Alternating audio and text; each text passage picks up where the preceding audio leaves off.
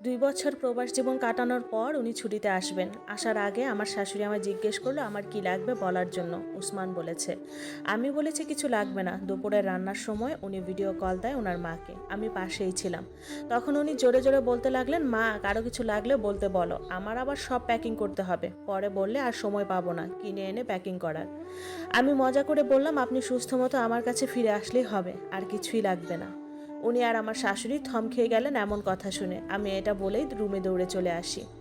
2 দিন পর উনি আসবেন। আমি ওনার রুম নিজে হাতে পরিষ্কার করে বিছানা চাদর বদলিয়ে গুছিয়ে দিয়ে আসি। ওনার ছোট ভাই এয়ারপোর্টে গেলেন ওনাকে আনতে। আমি সুন্দর করে সেজেগুজে অপেক্ষায় আছি উনি আসার। আমার স্বামী তো অপেক্ষা তো করবই।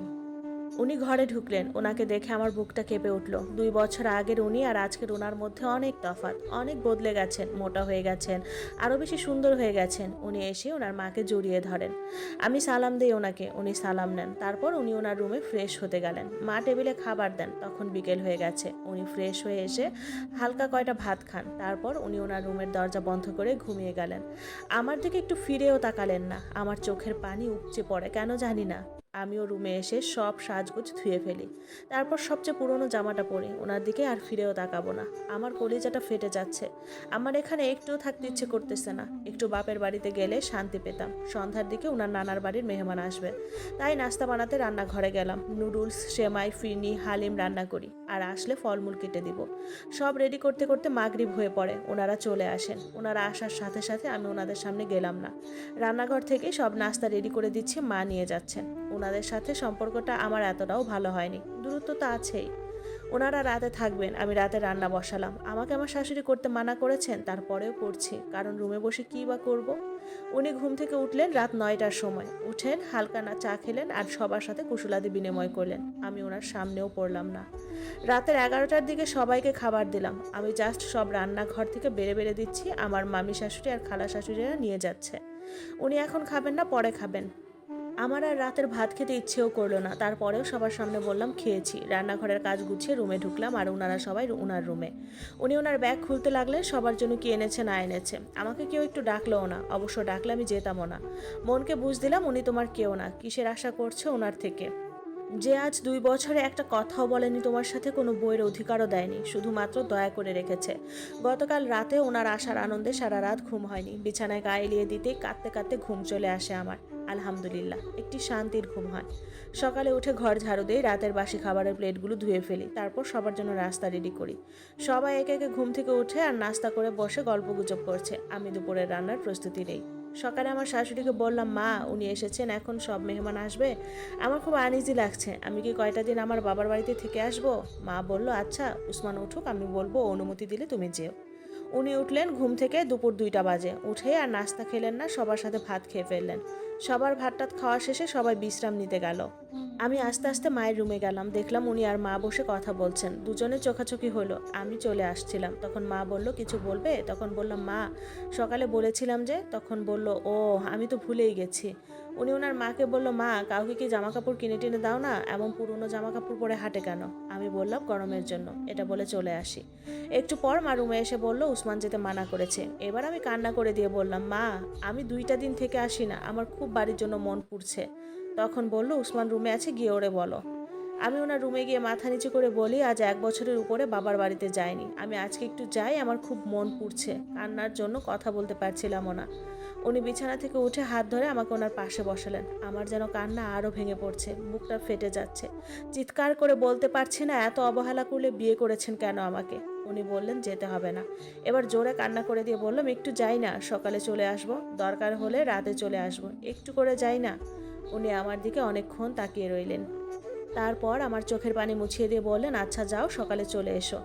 তারপর ওনার মাকে ডাক দিয়ে বললেন, ওকে যাওয়ার সময় আমি যা আনছি তার থেকে অল্প অল্প করে সব দিও ওর বাপের বাড়ির জন্য। আমি একদিন না, অনেক দিন থাকার প্রস্তুতি নিলাম, অনেক জামা কাপড় নিলাম। তারপর ওনার ছোট্ট ভাই সিএনজি ডেকে নিয়ে আসলো, সাথে নাস্তা কিনে নিয়ে আসলো, ও আমাকে দিয়ে আসবে। আমি চলে এসেছি বাবার বাড়ি। মা ভাবি সবাই বাড়ির সামনে দাঁড়ানো। গিয়ে তো সেই খুশির সব দুঃখ শেষ। পরের ছেলে কেন আমায় এত কষ্ট দিবে? এসে তো ভাবিদের সাথে, বোনদের সাথে দুষ্টুমে হাসিতে সব ভুলেই গেলাম। আম্মুর আলমারি থেকে আমার মোবাইলটা বের করলাম, তারপর চার্জে দিলাম। সবাই মিলে সন্ধ্যার পর হাঁটতে বের হলাম। তারপরেও মাথায় শুধু আসছিল, উনি কি আমায় মনে করছেন? ওনার কলিজাটা কি ছিঁড়ে যাচ্ছে? ভাবিরা বুঝতে পেরে অনেক সঙ্গ দিল আমায়। সারা সন্ধ্যা হেঁটে রাতের দিকে ঘরে ফিরলাম। মা রান্নাবান্না করে রেখেছিল, তাই এসে আর ভাবিদের কষ্ট হয়নি। কেটে গেল 7 দিন, অথচ পরের দিন আমার যাওয়ার কথা ছিল। ইচ্ছে করেই আমি আর ওই বাড়িতে গেলাম না। 7 দিন পর শুধু কান্না আসতেছিল। আমি আম্মুকে জড়িয়ে ধরে কান্না করে দিয়ে বললাম, আম্মু, আমার জীবনটা এমন কেন? আমি কিসের আশায় যাবো বাড়িতে? মা বলল, 2 বা 3 মাস পর তোর বোনের বিয়ে দিব, এরপর তোর আর যেতে হবে না। আর কষ্ট করে 3টা মাস ধৈর্য ধর, তোর বোনের বিয়েটা দিয়ে ফেলবো। এদিকে আমার বোনের জন্য একটা প্রস্তাব আসছে, ছেলে সৌদিতে থাকে, কোনো দাবি দেওয়া নাই তাদের, শুধু একটা সুন্দর মেয়ে চাইছে তারা। মাশাআল্লাহ, আমার ছোট্ট বোন ভীষণ সুন্দরী, বিয়ে ফাইনাল হবে হবে এমন। 15 দিন পর রাতের বেলা উসমান আসলেন আমাদের ঘরে, হাত ভর্তি বাজারের ব্যাগ, সবার জন্য জামা কাপড় নাস্তা পানি নিয়ে এসেছে, সাথে করে আমাকে নিয়ে যাবে। আম্মু অনেক খুশি হয়ে যায় ওনাকে দেখে। আম্মু আর ভাইরা জোরাজোরি করলো আজ রাতটা আমাদের ঘরে থাকার জন্য। উনি থেকে গেলেন। রাতে সবার খাওয়া দাওয়া শেষে যে যার যার রুমে ঘুমাতে গেল। উনিও ঘুমাতে গেলেন, শুধু আমি রুমে যাচ্ছি না। আমি আম্মু আর বোনের সাথে ঘুমাবো, কিন্তু ভাবিরা জোর করে আমাকে ওনার রুমে পাঠালেন। আমি রুমে গিয়ে দরজাটা বন্ধ করি না, এমনি পর্দা দেই। তারপর ওনাকে বলি, কি করব বলুন, সবাই আপনার সাথে এক রুমে থাকতে বলল। আমি আসতে চাইনি, আমাকে জোর করে পাঠিয়েছে। উনি বলল, আচ্ছা আসো, পাশে শুয়ে পড়ো। আমি বললাম, বাতি নিভিয়ে দিই। উনি বললেন, বাতি নিভালে তোমাকে দেখবো কিভাবে? বউকে দেখতে হবে ভালো করে, আসো পাশে। ওনার কথা শুনে শরীরে শিহরণ বয়ে গেল। আমি আস্তে আস্তে খাটের এক পাশে শুয়ে পড়লাম।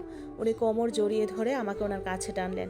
বললেন, আর দূরে দূরে রাখতে ইচ্ছে হচ্ছে না। পাশে এমন একটা বউ থাকলে কোনো পুরুষ কি ঠিক থাকতে পারে? উনি আমার পিঠে ওনার মুখ ঘষতে লাগলেন। আমি তখন বুঝতে পারছি না আমার কি করা উচিত। আমাকে ওনার দিকে ফিরালেন, আমার চোখে চোখ রেখে বললেন, আর দূরে রাখতে ইচ্ছে হচ্ছে না। আমি নিশ্চুপ। আমার নিঃশ্বাস বন্ধ হয়ে আসছিল। ওনার থেকে ছুটতে চাইছিলাম, কিন্তু উনি আমাকে 2 হাতে জড়িয়ে ধরলেন। এবার চোখের পানি ছেড়ে দিলাম। উনি আমায় ছাড়লেন। আমি বললাম, প্লিজ আর না, আমাদের কোনো ভবিষ্যৎ নেই, আর কাছে আসবেন না। কালকে আপনাদের ঘরে গেলে সব ভুলে যাবেন।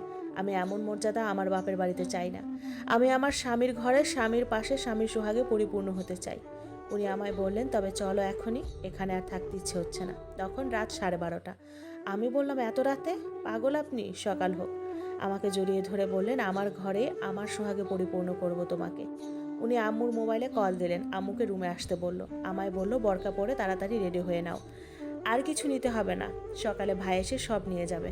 আম্মু রুমে আসলো, আম্মুর থেকে বিদায় নিয়ে ঘর থেকে বের হলাম। আম্মু এভাবে যেতে দিতে চাইছিল না, কিন্তু ওনার জোরাজুরিতে আটকে রাখতে পারলেন না। আর উনিও ঘরের আর কাউকে ডাকতেও দিল না।